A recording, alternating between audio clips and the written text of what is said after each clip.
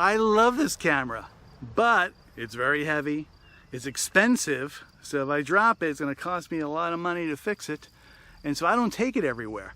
And as else, it's more complicated to use. I mean, there's more involved, there's more options, which is good, but it also takes more time to take a picture, so I don't take it with me everywhere.